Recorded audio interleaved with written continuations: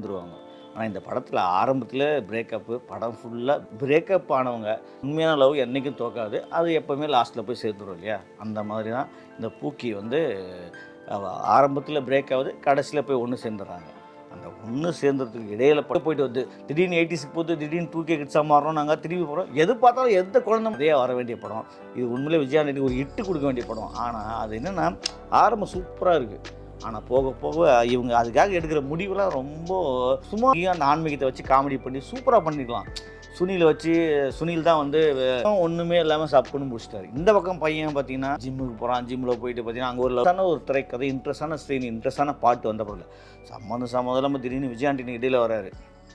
சம்மந்தம் இல்லாம ஒரு 2, 3 பாட்டு 2 பாட்டுக்கு வராரு வேற.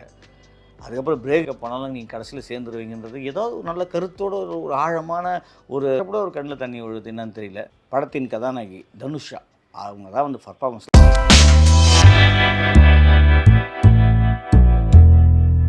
கணேஷ் சந்திரா இயக்கத்தில நம்ம விஜய் ஆண்டனி தயாரிப்பில, மியூசிக்ல வெளிவந்திருக்கும் பூக்கி படத்த பத்தி தான் பார்க்க போறோம். பூக்கி வந்து பார்த்தீங்கன்னா, ஒரு டிஃப்ரெண்ட் ஸ்டோரி தான். உண்மையிலேயே வந்து இந்த படம் வந்து சூப்பரா ரொம்ப ரொம்ப நல்ல படமா வர வேண்டிய படம். எல்லாரும் லவ் ஸ்டோரி தான் நிறைய ஏகப்பட்ட லவ் ஸ்டோரி பார்த்துருப்போம். ஆனா லவ் பிரேக்கப் ஆன ஸ்டோரிய வந்து பெருசா காமிச்சிக்க மாட்டாங்க. சின்னதா பிரேக் ஆகும். அதுக்கப்புறம் போய் டக்குன்னு சேர்ந்துருவாங்க. ஆனா இந்த படத்தில ஆரம்பத்தில பிரேக்கப்பு, படம் ஃபுல்லா பிரேக்கப் ஆனவங்க எப்படியெல்லாம் கஷ்டப்படுறாங்க. அந்த பிரேக்கப்ப மறக்கறதுக்கு அவங்க என்னென்ன வழியெல்லாம் தேர்ந்தெடுக்கிறாங்கன்றத 2 லவ் ஸ்டோரி 2 பேர் எப்படி லவ்வர்ஸ்குள்ள நடக்கிற 2 ஸ்டோரி தான் பூக்கி. இவங்க கடைசியில சேர்ந்தாங்களா இல்லையான்னு தான் கதை. உங்களுக்கே தெரிஞ்சும் கண்டிப்பா சேர்ந்துருவாங்க. ஏன்னா லவ்வர்ஸ் உண்மையான லவ் என்னைக்கும் தோக்காது. அது எப்பவுமே லாஸ்ட்ல போய் சேர்ந்துரும் இல்லையா? அந்த மாதிரி தான் இந்த பூக்கி வந்து அவ ஆரம்பத்தில பிரேக் ஆவுது. கடைசியில போய் ஒண்ணு சேர்ந்துர்றாங்க. அந்த ஒண்ணு சேர்ந்ததுக்கு இடையில பட்ட இந்த 2 ஹவர் நமக்கு என்ன தோணுது அப்படின்னா, "டேய் அப்பா சாமி! உண்மையிலேயே இந்த டைரக்டர் குழம்புனாரா? இல்ல எடிட்டர், மியூசிக் டைரக்டர், தயாரிப்பாளர் நம்ம விஜய் ஆண்டனி குழம்புனாரான்றான் தெரியல. படத்த குழப்புன்னு குழப்பி, நம்மள வந்து 2கே கிட்ஸ்க்கும் இது பிடிக்காது. 80ஸ்க்கும் பிடிக்காது, 90ஸ்க்கும் பிடிக்காது. அந்த அளவுக்கு கொண்டு வந்துட்டாரு விஜய் ஆண்டனி. ஆரம்பத்தில நீங்க குழந்த மனசோட இந்த படம் பார்க்கணும். குழந்த மனசோட நாங்களும் குழந்தையா மாறி மாறி தான் அந்த படம் பார்க்குறோம். எங்க குழந்த மனசு மாறி டக்குன்னு அந்த படத்தில அப்படித்தான் நாய் பேசும், பூனை பேசும். அது மாரி எங்க எண்ணங்களும் எங்கெங்கேயோ போயிட்டு வருது. திடீர்னு 80ஸ்க்கு போது, திடீர்னு 2கே கிட்ஸா மாறுறோம். நாங்க திரும்பி போறோம். எது பார்த்தாலும் எந்த குழந்த மனசு மாறினாலும் இந்த படம் பிடிக்க மாட்டேங்குது. நமக்கு போர் அடிக்குதுன்னு தான் தோணுது. ஏன்னா இது உண்மையிலே நல்ல படமா, நல்ல கதையா வர வேண்டிய படம்.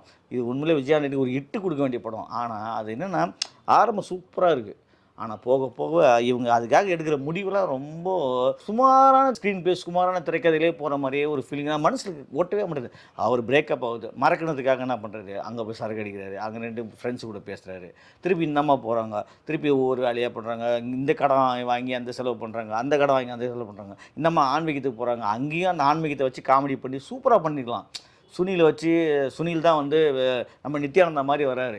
அவர வச்சு நித்யானந்தா, ஜக்கி யாராவது சேர்த்துக்கலாம் நீங்க. ஒரு சாமியாரா வராரு. ஆன்மீகம் சொல்லி ஃப்ராடு தனம் பண்றாரு. ஆனா அங்க பார்த்தீங்கன்னா, அங்கேயும் ஒண்ணுமே இல்லாம சப்புன்னு முடிச்சுட்டாரு. இந்த பக்கம் பையன் பார்த்தீங்கன்னா, ஜிம்முக்கு போறான். ஜிம்ல போயிட்டு பார்த்தீங்கன்னா, அங்க ஒரு லவ், அங்க ஒரு ஃபைட்டு. ஆனா அங்கேயும் பார்த்தீங்கன்னா, ஒரு உப்பு சப்பு இல்லாம திரைக்கதை, உப்பு சப்பு இல்லாம கதையா இருக்கு. இந்த 2 பேருமே கடைசி வரையும் உப்பு சப்பு இல்லாமயே போறதுனால நமக்கு சப்புன்னு இருக்கு படம் பார்க்குறப்போ. அதுதான் நமக்கு பூக்கி. என்னன்னா, நமக்கு வந்து ஏதாவது ஒரு இன்ட்ரெஸ்ட்டான ஒரு திரைக்கதை, இன்ட்ரெஸ்ட்டான சீன், இன்ட்ரெஸ்ட்டான பாட்டு வந்த படல. சம்மந்தம் இல்லாம திடீர்னு விஜய் ஆண்டனி இடையில வராரு. சம்மந்தம் இல்லாம ஒரு 2, 3 பாட்டு 2 பாட்டுக்கு வராரு வேற. அதுக்கப்புறம் பிரேக்குக்கு வர வந்து நீங்க பிரேக் போயிட்டு வாங்க அப்படின்றாரு.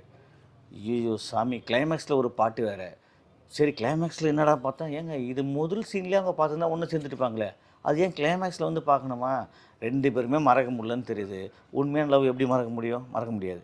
சரி பிரேக்கப் ஆனவங்க எவ்வளோ கஷ்டப்படுறாங்க, அந்த மனவேதனைன்னா, இப்படி தான் நீங்க பிரேக்கப் ஆனாலும் நீங்க கடைசியில சேர்ந்துருவீங்கன்றது ஏதோ ஒரு நல்ல கருத்தோட ஒரு ஆழமான ஒரு லவ்வர்ஸுக்கு வந்து சொல்லியிருக்கலாம். ஏன்னா இப்ப இருக்கிற லவ்வர்ஸ்லாம் ரொம்ப தெளிவா இருக்காங்க.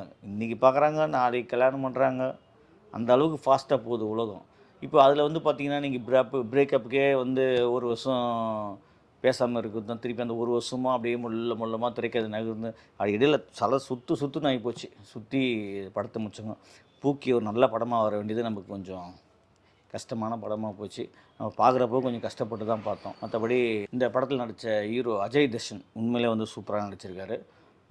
நல்லா டான்ஸு, ஃபைட்டு, பெர்ஃபார்மன்ஸ்லாம் சூப்பரா பண்றாரு. அவர் அப்பா பாண்டியராஜனும் சரி, அம்மா அவங்க 2 பேரும் நினச்சிருக்காங்க. ஆனால் பாண்டியராஜன் ஏன் தெரியல அப்பப்போ அழுதுகிட்டே இருக்கார். கண்ணில் இதெல்லாம் கலங்கி கலங்கி எடிட்டிங்கில் வந்து நிறைய சீன் வந்து நமக்கு தெரியுது. அழுதுகிட்டே இருக்கிற திடீர்னு பார்த்தா கண்ணில் தண்ணி விழுவுது. பேசுகிறப்போ டைலாக் பேசுகிறப்போ ஒரு கண்ணில் தண்ணி விழுவுது. என்னன்னு தெரியல. படத்தின் கதாநாயகி தனுஷா அவங்க தான் வந்து பர்ஃபார்மன்ஸில் பட்டை கிளப்பியிருக்காங்கப்பா. படம் ஃபுல்லாக அவங்க வந்து தாங்கி நிற்கிறாங்க. உண்மையிலே அவங்களுடைய ஸ்டைலு, அந்த ஃபீல் பண்ணுறதாகட்டும், லவ்வுக்காக அந்த ஒவ்வொரு நிமிஷமும் ஏங்குறதாகட்டும், அந்த க்யூட்டான அந்த பெர்ஃபார்மன்ஸ்லாம் வந்து பக்காவாக பண்ணியிருக்காங்க. உண்மையிலே அவங்களுடைய நடிப்பு சூப்பராக இருந்தது. இந்த 2 பேர் நடிப்பு தான் படம் ஃபுல்லாகவே நல்லா இருந்தது. மற்றபடி விஜய் ஆண்டனி மியூசிக் நல்லா இருந்தது. அதுக்கு ரொம்ப குறை சொல்ல முடியாது. ஆனால் மொத்தத்தில் எடிட்டிங் விஜய் ஆண்டனி இன்னும் நல்லா எடிட் பண்ணியும், டைரக்டர் வந்து கணேஷ் சந்திரா அவரும் கொஞ்சம் நல்லா திரைக்கதையை அமைச்சு தலைவர் நல்லா எடிட் பண்ணியிருந்தாருன்னா இந்த படம் வந்து ஒரு பக்கா கமர்ஷியல் படமாக, ஒரு பூக்கி இந்த லவர்ஸ் டேக்கு வந்து நல்லா லவர்கள் கொண்டாட வேண்டிய படமாக வந்திருக்க வேண்டிய படம் பூக்கி பூக்காமையே விட்டார். இந்த வீடியோ உங்களுக்கு பிடிச்சிருந்தா லைக் பண்ணுங்க, கமெண்ட் பண்ணுங்க, ஷேர் பண்ணுங்க, சப்ஸ்கிரைப் பண்ணுங்க.